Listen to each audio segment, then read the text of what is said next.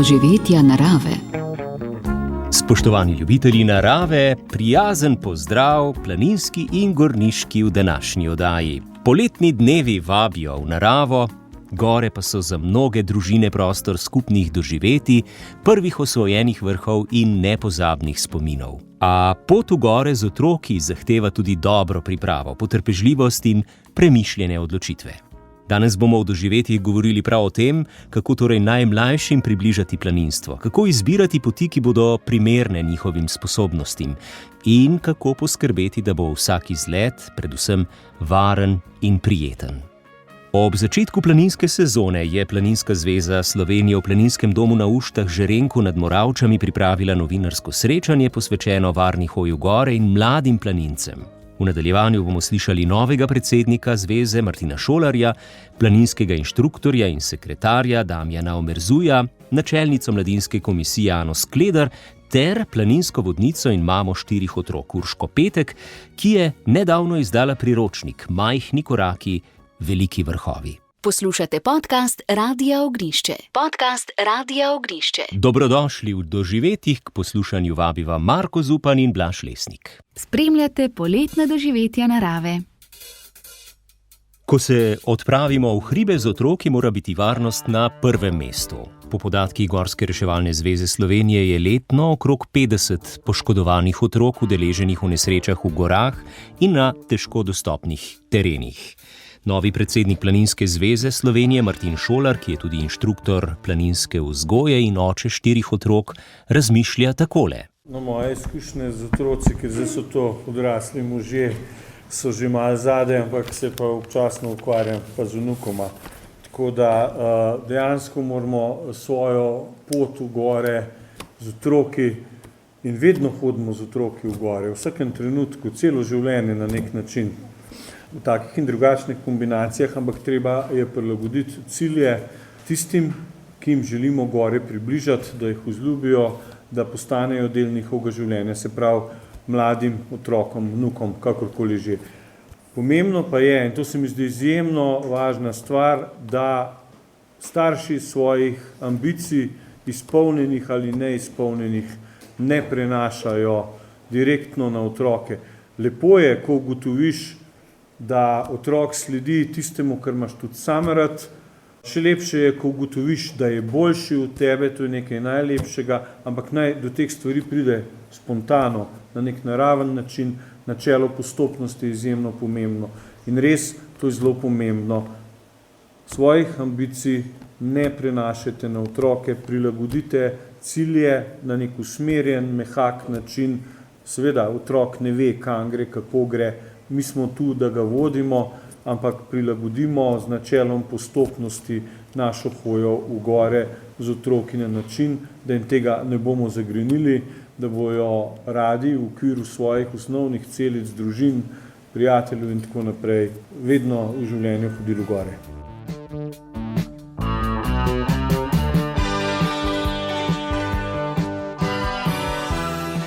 Več kot 20 tisoč mladih planincev od predšolskih otrok do starosti 26 let predstavlja skoraj tretjino članov Planinske zveze. Za delo z mladimi že 70 leti skrbi mladinska komisija. Gre pravzaprav za 2 stvari. Na Mladih svet stoji, to smo vedno rekli, in pravzaprav se soočamo s tem, da je priložnosti, ki jih imajo mladi, posebej ko zapuščajo osnovno šolo, zelo, zelo veliko.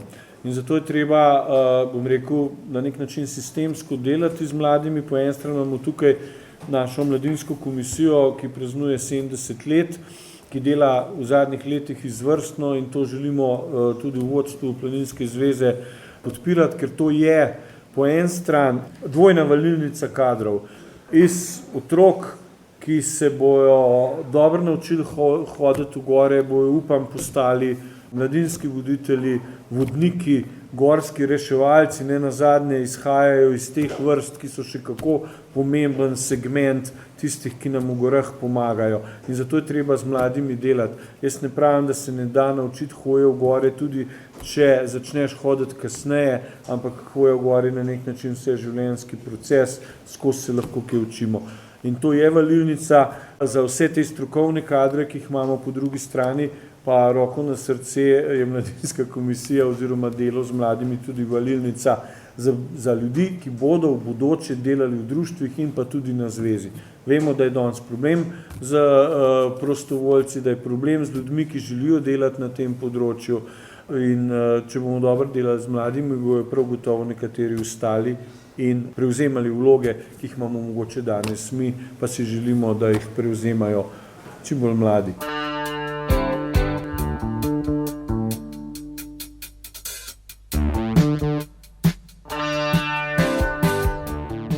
Da bi s pomočjo otrokom prijazne in prilagojene ponudbe na planinske koče privabili čim več družin, Planinska zveza že od leta 2013 podeljuje certifikat Družinam prijazna planinska koča.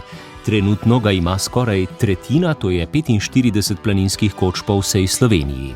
V Planinskem domu na Uštah Žerenku nad Moravčami je predsednik Martin Šolar še poudaril.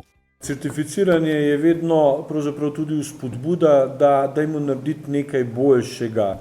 Certifikat ni zato, da ga obesimo na steno, tako kot tam vidite, ampak da se pogledamo v ogledalo in se vprašamo, ali za strukturo ljudi, ki prihajajo na našo kočo, dejansko delamo dobro.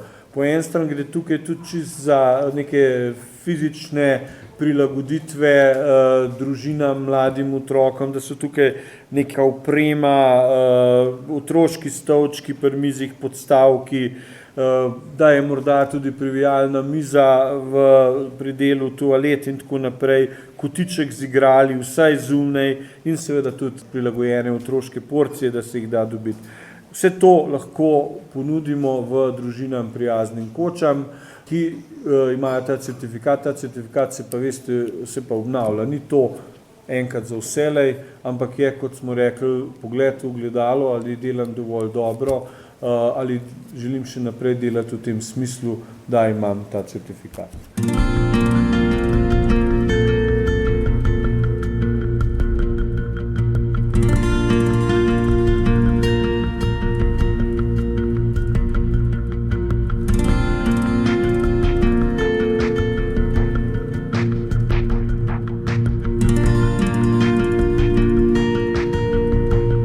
Spremljate poletna doživetja narave. Slišali smo predsednika Planinske zveze Martina Šolarja. Poletna planinska sezona od sredine junija do sredine septembra v gore privabi največ planincev. Vedno imejmo v mislih nepredvidljivo vremensko dogajanje, ki smo mu priča zadnje čase, in upoštevajmo, da je to lahko v gorah še intenzivnejše. Opozarja generalni sekretar Damjan Omerzu, tudi planinski inštruktor, ki bo spregovoril še o opremi, ki jo seveda prilagodimo glede na zahtevnost in dolžino planinske poti ter nadmorsko višino.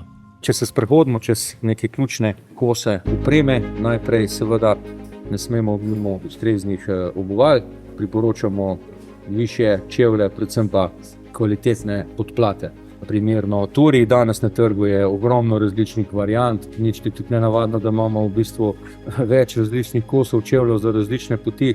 Vsak seveda se odloči zase, še vedno pa nekje zlata sredina, ostajajo neki lahki, višji čevlji s kvalitetnim podplatom za obiskovanje gora v leti, a ne tako lahko tudi sredogorja, predvsem pa visokogorja. Vse skupaj zapakiramo v ravno prav velik nahrbtnik. Skratka, da znotraj spravimo vse, da ni več preveč prostora in da ga udobno nosimo. Izziv seveda je, da imamo s sabo ravno prav, tudi tisto, kar potrebujemo in tisto, s čimer nas lahko, oziroma si lahko pomagamo, če nas kaj preseneti. Vedno je v nahrbtniku, upamo, da na dnu in da tam tudi ostane prva pomoč. Čelna svetilka, ki nam primarno pomaga, če nas slučajno ujame tema. Zaščita proti soncu, kakšne kape, klobučki, sončna očala, sončna krema. Vemo, da v gorah tudi poleti lahko pričakujemo nenadno poslabšanje vremena in nižje temperature, tako da tudi rokavice, bafi, kape so vedno v nahrbtniku tudi na najbolj vroč dan. Rezervna topla oblačila in pa seveda zaščita, osnovna zaščita za dež. S sabo imamo vedno planinski zemljevid. Sicer je dejstvo, da si čedalje več pomagamo z aplikacijami na telefoni, ampak včasih tudi baterija telefona ali pa signal zataji, tako da je priporočljivo imeti vedno s seboj tudi planinski zemljevid in pa seveda tukaj je en primer dnevnika slovenske planinske poti, če zbiramo žige in si na tak način popestrimo obiskovanje hribov. Na zahtevnejših poteh seveda še ostala tehnična oprema, niti ne bom zdaj vse našteval, ampak osnova pa čelada, kadarkoli smo na zahtevnejših poteh ali pa kjer je možno padajoče kamenje. In pa seveda hrana, pijača, pa spet količinsko odvisna od dolžine ture, na katero se podamo. Vedno seveda, če gremo mi planinski koč, računamo na pogostitev tudi v planinskih kočah, pa vendar neka zlata rezerva in tekočina pa vedno vzamemo s seboj. To je polet v vročih dneh še toliko bolj ključno. Spremljate poletna doživetja narave.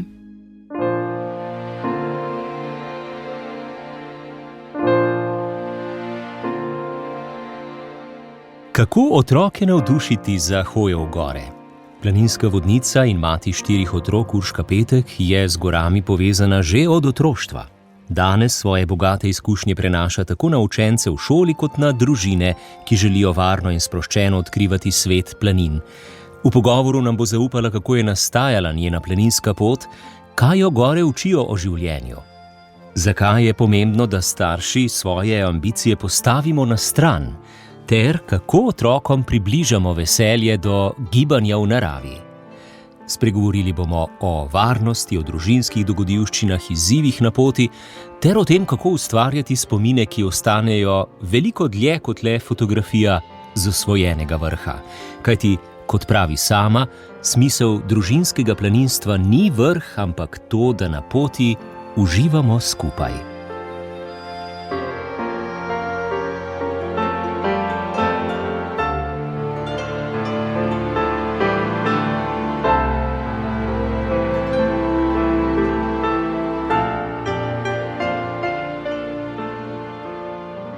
Urška Petek, planinska družina, seveda ne nastane kar naključno. Kakšna je vaša zgodba, vaša planinska pot od najbrž mladih let? Prejle smo že govorili o tem, da se otrok navduši za hribe, če hodi s starši že zelo zgodaj. Ja, pravzaprav moja hribovska zgodba se začne že res iz ranega otroštva. Prihajam iz hribovske družine.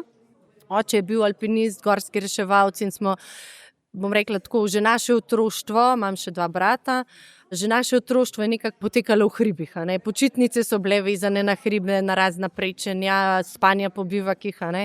In bom rekla, ali sem imela srečo, ali pa nekako v bistvu sta nam starša dala eno tako lepo, pozitivno izkušnjo. In oba s starejšim bratom so zelo ostala v hribih, zelo povezana v bistvu tako s hribi, dela v hribih in ta zgodba pelje naprej. In nekako je moja želja mogoče, ali pa ne vem, da bi tudi svojim otrokom ali pa tudi ostalim otrokom v šoli, na planinskih krožkih, na taborih dala to lepo izkušnjo, da jim odrasli poskusimo ustvariti to prijetno okolje, kjer se dobro počutijo, da vidijo, da tukaj so res lahko otroci, da živijo svoje otroštvo, da je lepo, včasih treba zobe stisniti, včasih pridejo neprijetne situacije, ampak tako, kot je Marko prej izpostavil, v hribih se zelo, bom rekla tako, v ospredje stopi ta čut za sočloveka, ta empatija, in se mi zdi, da najbolj pomemben cilj tega hribovstva je to, da smo skupaj, da znamo skupaj stopiti in da so hribi nekaj pozitivnega, lepega. Z Markom sta oba iz hribovske družine, torej ta sinergija verjetno ustvarja zgled za celotno družino. Ja, vsekakor je to mnogo lažje, če so interesi, bom rekla, podobni ali pa so v isto smer obrnjeni. In se mi zdi, tukaj se zelo hitro poenotva. Zdaj ni pa nič narobe. Včasih srečaš tudi kakšnega starša, ki več ali manj sam hodi z otrokom, pa ni nič narobe, pač to je njun čas. In je fino tudi to si tako vzeti, da v bistvu da ta čas skupaj kvalitetno preživita, naprimer sin pa oče, in imata res čas za pogovor med sabo, tketa globje vezi, bom rekla, en ta bolj pristen odnos, mogoče bolj poglobljen in intenzivnejši, ki, bom rekla tako, ostane nekako za cel življenje. Pa zdaj naj bo, ali je to mama, sina, je oče, hči, ni važno, kakšna povezava. Spremljate poletna doživetja narave.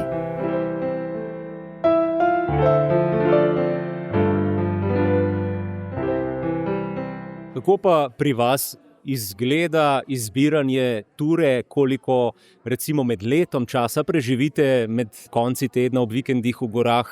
Kako se odločite, kam boste šli in za koliko časa? Ja, zdaj pri nas je tako, da ob vseh obveznostih, ki jih imamo, že včasih zelo težko najdeva tisti dan, ko smo pa vsi prosti, tako da res vsi gremo. To se zelo redko zgodi. Največkrat je tako, da eden od naju gre, ali pa mi dva z dvojčkoma, z najmlajšima najstnika imata že svoje obveznosti, svoje želje, svoje potrebe, in je to malo težje. Zdaj pa navadi, če se da, izhajava iz otrok, kakšne želje imajo, kaj bi pa mi danes, ali pa tako, pa se že prej zmenimo. Včasih se pa mi dva zmenimo, veš kaj, tam je zelo luštna pot, kaj pa če bi šli mi tole pogledati, pa se mi dva med sabo pogovoriva. Včasih otroci rečejo, joj, mami, ja bomo šli naslednjič tja, pa jih pol tudi, a se spomnite, ko smo videli zadnjič kočo, pa ste rekli, da bi šli, pojmo jutri mi to pogledati, tako. Bom rekla, nekako moraš z roko v roki iti, predvsem poslušati se en drugega in partnerja in otroke in upoštevati nekako te želje. Včasih pa pride tudi dan, ko otroci rečejo, mami, mi pa danes ne bi šli nikamor, ali lahko gremo sam gor v Bistrico ali pa nekaj, pa naredimo en sprehod, pa rečem, ok, v redu, ne bo pa danes pa to. Tako da... To so izkušnje iz učiteljskega poklica? Mogoče bom rekla tako, združitev vsega in učiteljskega poklica in svojega otroštva. Vse prevečkrat slišim zgodbe, kar rečejo odrasli že. Veš kaj, meni so se pa hribi tako uprli, ker so me doma sil in v bistvu, bom rekla tako, se nekako poskušam temu izogibati. Prevečkrat sem ta stavek slišala in se vzdržim oziroma zavestno upiram temu, da bi nekoga silila. In se mi zdi, da bistvo je to, ta prisila nikoli nič dobrega ne prinese. Naj bo to čas spontan lepo preživeti, pa bo največ vreden.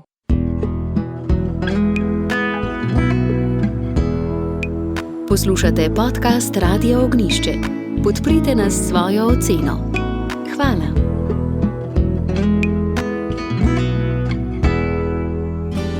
Doživetja narave spremljate. Naša gostja je planinska vodnica, učiteljica in mati 4 otrok Urška Petek.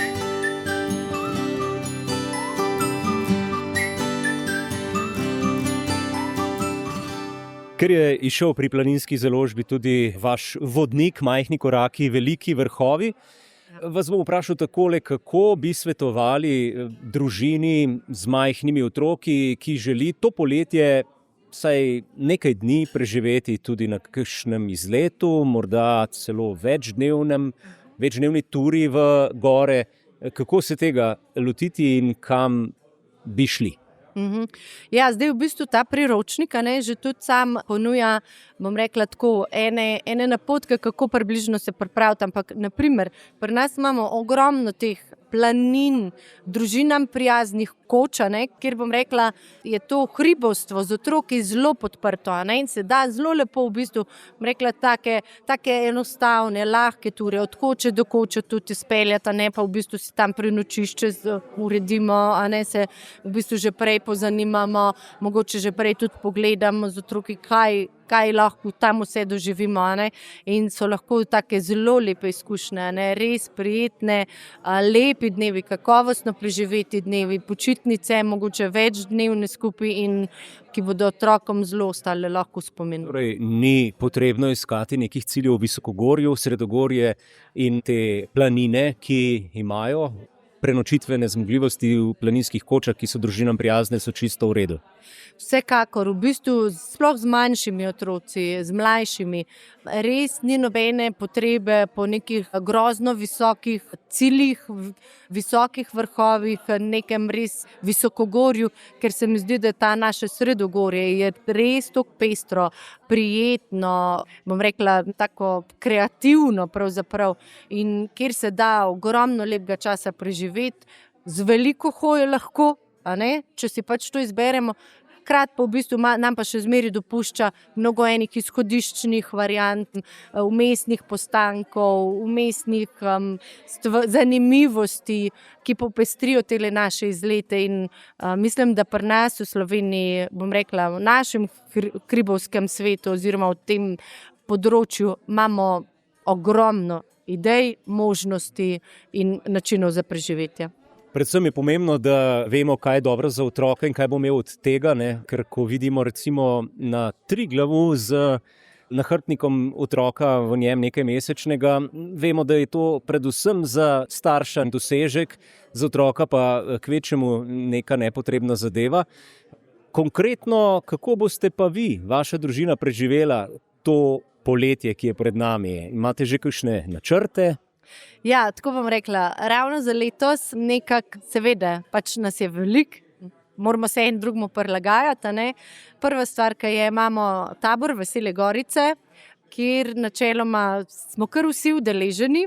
Je pa tako, da ta starejša dva, sploh Adi, zdaj že ima počitniško delo in tako, in vem, da tukaj v bistvu ga že težko zraven vključimo, ker ima svoje obveznosti, Laro mečken lažje, ampak Marko pa sploh ima, ko je sezona vodenja, ima ogromno dela pač na terenu, tako da smo več ali manj sami, seveda, jaz imam pa dopust, mi smo pa z otroki prej. In bom rekla tako, imamo kar, predvsem jaz imam kar nekaj enih takih luštnih ciljev, tako kot sem prej povedala, bolj nižinskih, krožnih poti, kjer se mi zdi, da bosta malčka ali pa tudi Lara, če se ji bo le uspelo nam pridružiti, da bomo lahko veliko časa preživeli, intenzivnega, pestrega, z mnogo dogajanja, in mislim, da bo prekratko poletje. No, naprimer, samo nekaj konkretnih ciljev.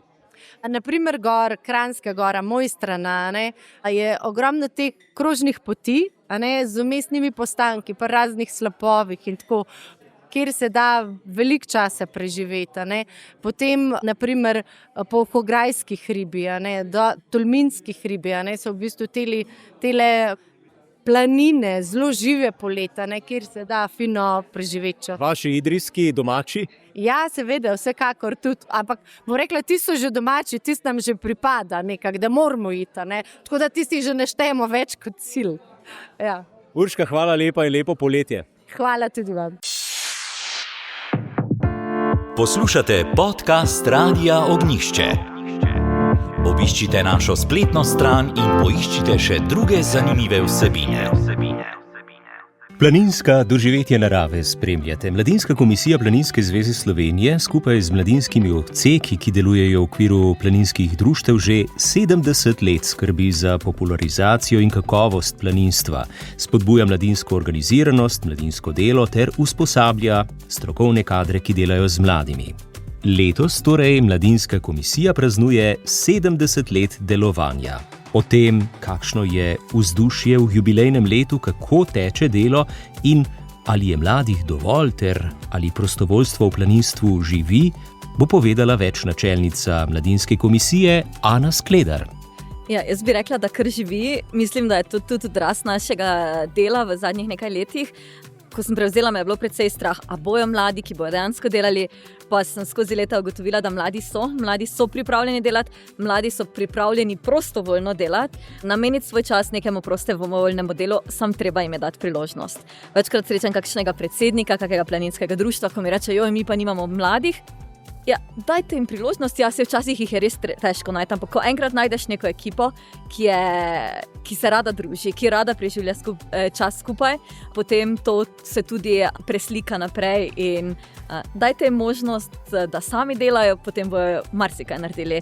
Ker tudi v Mladinski komisiji letos, ko praznujemo 70 let, vidim, da je en kup mladih, ki delajo z veseljem, delajo s srcem in delajo zelo dobro. To je v bistvu tudi odraz enega kupa dogodkov, ki jih letos ob 70-letnici organiziramo. Tak najbolj pomemben je Gojzerfest, ki je namenjen mladim, družinam in se bo odvijal 19. septembra v Tivoliju, če bo vse po sreči, in bo združeval en kup različnih aktivnosti, ker bodo mladi lahko spoznali od različnih kosov opreme, različnih aktivnosti, pridružili se nam bojo različni izvajalci z delavnicami in z vsem, kar spada zraven, k planinstvu, kot pa tudi na splošno vse, kar je v bistvu za otroke in za mlade zanimivo. In tudi tam bo v bistvu kot bojo osvajali vrhove, ampak ne bojo osvajali vrhovov, ampak bojo osvajali različna znanja, tudi preko žigov in pa preko zbiranja v bistvu takih različnih aktivnosti. Se pravi, si velja zapomniti 19. september. Za različno starostna obdobja. Tako je, dogodek bo primeren tako za mlajše, kot pa za malo starejše. Jaz mislim, da se bo našlo nekaj zanimivega za čisto vse. No, vsekakor vsak, ki je šel skozi to obdobje hoje v planine, v gore, že od otroštva naprej skozi to najstništvo, odraslo dobo, bo lahko rekel, da je pomembno, da je uveden že v mladih letih. Seveda je pa tudi kakšen primer, kjer se zgodi, da zažari ta iskra veselja do planinstva tudi v kasneje. Najbrž bi tudi takšne radi povabili, kako? Ja, res je. Mi vsaj v Mladinski komisiji v zadnjih letih opažamo, da imamo vedno več udeležencev na študentskih taborih in študentskih izletih, ki jih Mladinska komisija organizira. In sem pridejo tudi mladi, ki v preteklosti niso tako hodili in se tukaj tudi najdejo in potem od nas grejo potem v planinska društva, postanejo vodniki. Je kar nekaj takih zdaj v zadnjih letih in jaz vse lepo vabim. Tudi tiste, ki so izkušeni, kot pa tiste, ki niso, ker nekaj se najde za vsakega. No, se pravi, nekdo, ki nima še nobene izkušnje nikoli še ni bil više od 1000 metrov, recimo, se lahko najde, lahko dobi tudi dovolj znanja, pa izkušenj in seveda zgledov, da lahko ga potegne v to. Res je. Imamo tudi dijaške tabore, študentske tabore, vabljeni vsi, ne rabijo imeti znanja, mi se vse naučimo in se prilagodimo v bistvu vsem izkušnjam. Prav je, da poveva, da gre za to ponudbo na ravni Mladinske komisije, seveda pa podobne ponudbe živijo tudi v posameznih planinskih društvih, kjer delujejo mladinski odseki. Ne? Ja, res je. Po celi Sloveniji delujejo mladinski odseki, planinska društva, ki z veseljem sprejmejo vse ljudi, ki so pripravljeni priti, pripravljeni z njimi hoditi v hribe. Seveda je treba začeti malo z lažjimi, pa potem napredovati do težjih, da mora biti prva tura, da greš recimo z planinskim društvom na Grozglokner ali pa na Triglav v Sloveniji. Najprej treba začeti z malim in počasi rasti. So pa v društvih zelo izkušeni vodniki, ki točno vejo, kako vse skupaj zapeljati. Spremljate poletna doživetja narave.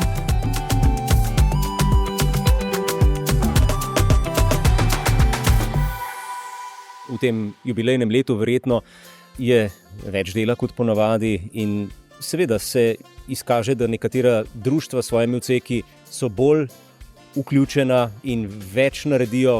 Kje je to mladinsko življenje najbolj živo? Ja, na vseh regijah obstajajo kakšna društva, ki so res močna.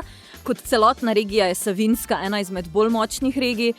Tukaj v tej bližini je pa recimo Litija, je taka, ki imajo tudi oni samostojne študentske tabore, družinske tabore in pa mladinske tabore. Tako da to sta neki taki dve društvi, jih je pa zraven njih še res ogromno. No. Tu se pozna tradicija dela, ki izhaja že iz zgodovine. Ja, res je. Nekatera društva, predvsem društva, ki so močna, delajo z mladimi od vrtca naprej že vrsto let in ponavadi se to tudi zelo dobro odraža. Ne moramo pa reči, da je to samo eno društvo, teh društev je res veliko. Včasih ima eno društvo malo višje, malo zatona, malo je odvisno tudi od prostovoljcev. Se veste, ko grejo študentje v Ljubljano, se kakšne stvari spremenijo. Tako da en kup društev je, ki res delajo dobro in tudi če nimajo toliko članov, so lahko ponosna, da v bistvu sploh kaj delajo. Ne? In če se zgodi ta zaton, lahko stopi na mesto pomoči tudi Mladinska komisija. Kako do vas, kaj lahko pričakuje, kakšno podporo, pomoč? Seveda, naše podpore lahko vedno pričakujejo. Mi se trudimo biti čim bolj dostopni, tudi jaz se trudim biti čim bolj dostopna z različnimi maili. Vedno povem, da sem na razpolago, da me lahko pokličajo s kakšnimi idejami. Trudimo se, da bi društva med seboj tudi povezali, zato da se sami ne borijo z istimi stvarmi, ampak se dve društvi skupaj in potem je že izvedba izleta popolnoma lažja, kot pa samo z enim društvom. Kaj šele tabora, ne? Kaj šele tabora. Tabori so pa predvsem pomembni zaradi vseh teh povezovanj. Redko katero društvo v bistvu tabor organizira skupaj, ponavadi se povežemo, tudi naše društvo se poveže, da izvedemo potem eno tako dobro doživetje za otroke. Ana, hvala lepa in čestitke ob jubileju. Hvala. Poslušate podcast Radia Ognišče. Podcast Radia Ognišče. Pod črno prst bomo povabili v nadaljevanju, spoštovani poslušalci. Rožnova koča na planini za Liscem je kraj, ki je že večkrat imel mesto v naših oddajah, v našem etru. In tudi tokrat bomo povabili na dva dogodka. Najprej pa lepo zdrav skrbniku. Franci Beguš, dober dan. Dober dan. Najprej gremo v to soboto, ko bo jubilej koče. Kaj to pomeni? Ja. Najbrž veste, da je Rožnova koča sicer prva slovenska koča, ki je bila narejena 1894, 1944 je pa pogorela. In od 1944 do 2006 je ni bilo. No, in leta 2004 so Bohinjci se lotili nove koče in se od 2006 zgradili. No, in v soboto bo pa 20-letnica te nove koče, Rožnove. Nekateri rečejo prenovljena ni, ker je nova, ampak se ni važno, da se razumemo. Nova in prenovljena, kakorkoli že, ampak vsekakor priložnost za to, da se postavi spet en mejnik, da se praznuje, in na to praznovanje je vabljen kdo? Predvsem te prvi graditelji. Drugače pa vsi člani, Bohinjci in pravzaprav čisto vsi Slovenci, se je naša. Tako, ob 11. se bo začelo? Ob 11. v soboto se začne ta uradni del proslave.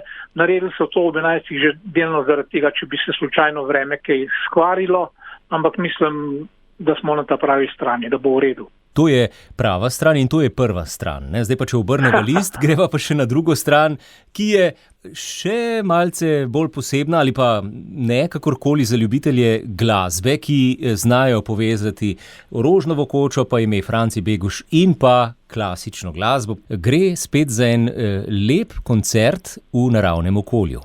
Ja, res je. Letos bojo, to je prvi koncert to sezono, igrali bojo 3 diplomanti Bazelske akademije za glasbo iz Švice.